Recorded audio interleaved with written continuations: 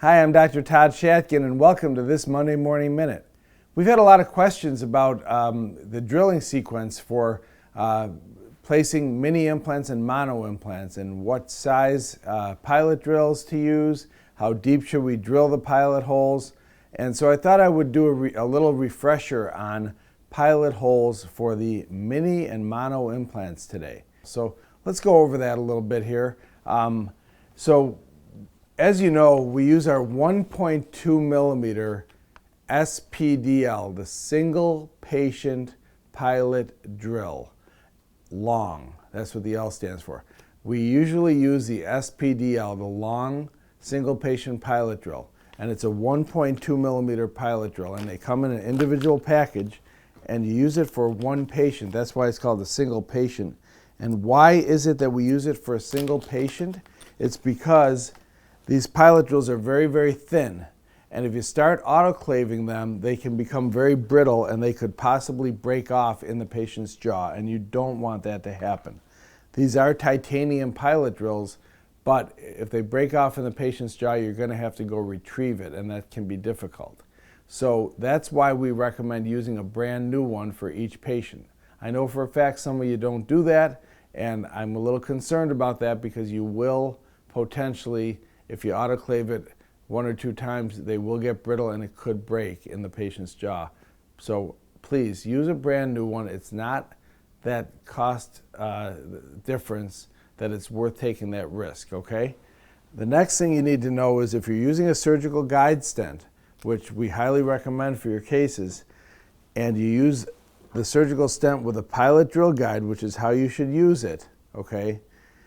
The pilot drill will be self-limiting. You'll drill your pilot hole all the way down till it touches the surgical guide, the drill guide, okay, the pilot drill guide. So you don't have to worry about the depth of drilling when you're using a stent because it's already been predetermined to the right measurement that you're going to drill. You're going to drill all the way down until the drill hits the drill guide. Then you're going to take it out, take the drill guide out, and screw your implant right through the surgical guide stent. Okay? So that's something to remember. You don't have to be that concerned about how far to drill your hole when you're using the drill guide. Now, if you're not using a drill guide, if you're freehanding the implant, or if you're doing a case with immediate extractions, then you have to think about how deep should I drill the pilot hole, the 1.2 millimeter pilot drill. You're going to drill it about 50% for type 3 bone, about 60% for type 2 bone, and about 80% for type 1 bone. Now I'm talking about the length of the implant. You're going to drill about 80% of the overall length of the implant for a type 1 bone. So for example, if we're using a 15 millimeter 2.0 implant in type 1 mandibular bone, you're going to drill about 80% of that, which would be about roughly 12 millimeters, okay? Now, if you're going to drill, if you're going to go into type 2 bone, you would drill 60%, which would be approximately 10 millimeters if you're using a 15 millimeter implant. And if you're going to go into type 3 bone, you'll drill about half of the length of the 15 millimeter implant, so about 7.5 millimeters. Does that all make sense? So you understand 50, 60, and 80 for type 3, 2, and 1. The denser the bone, the deeper you're going to drill the pilot hole.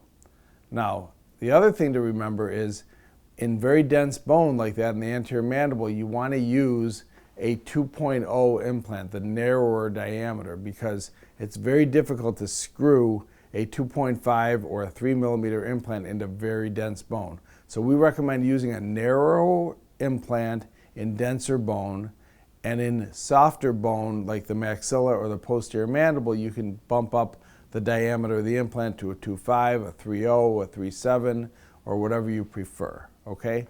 Now let's talk a little bit about the larger implants, because the 1.2 millimeter pilot drill is used for the 2.0 and 2.5 implants only.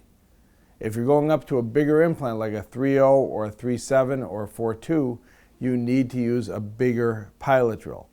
So for the 3.0 millimeter Milo O-ball implants, we're going to go ahead and start with a 1.2, then we're going to go to a 1.5, and sometimes to a 2.0. It depends on the density of the bone. If it's denser bone, you'll go to a larger diameter pilot drill. So if you're doing this typically in the maxilla or posterior mandible and using a 3.0 Milo implant, you are either going to use up to a 1.5 and sometimes to a 2.0 pilot drill. All right?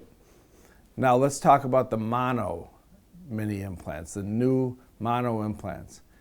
We typically use the 1.5 gold pilot drill as our go-to pilot drill. And we use that for the 3.0 and the 3.3 mono implants.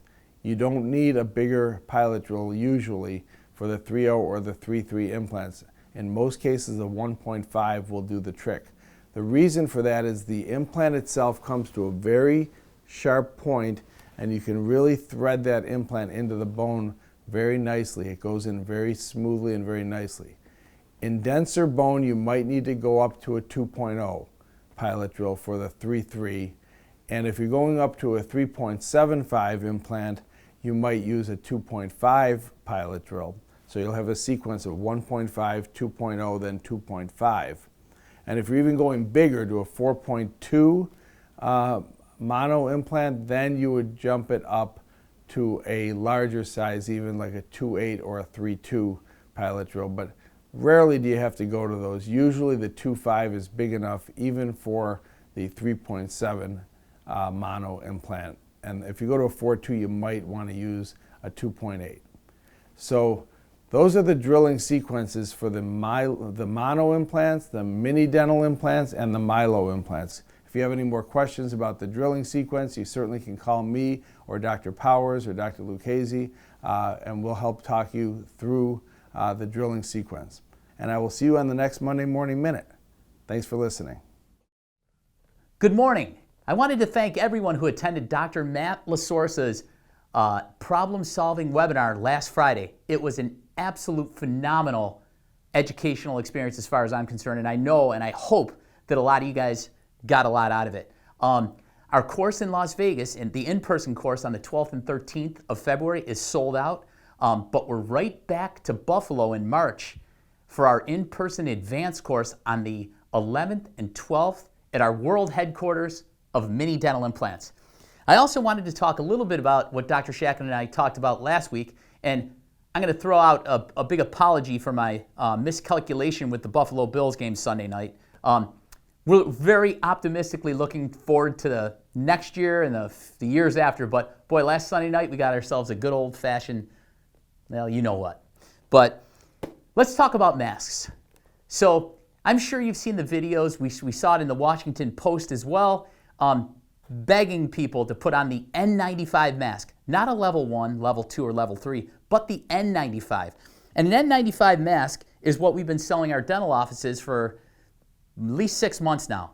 And they come in boxes of 25 just like this. The greatest thing is it's made right here in Buffalo, New York. And it's an N95 mask. So it will do the filtration that we need it to do. And Dr. Shakin believes, as myself, we believe that all the dental office should be offering these boxes to not only their dental family, but the community around yourself. And believe me, it'll make a big difference with this COVID and really trying to get a good handle on it. So keep in mind, $2 a mask, you can sell it for $4 at your dental office. That would be a very, very fair retail price, and you should be able to take care of a lot of people with the N95 mask. Keep in mind also, you buy 10 mini implants, any size, we throw in a box of 25, they're all individually wrapped and sterile. You get this box for free. If you buy 25 implants, any sizes, we'll throw in 3 boxes. And we all know the mini implants can be a great revenue builder for your practice. So we look forward to seeing you next week on the Monday Morning Minute.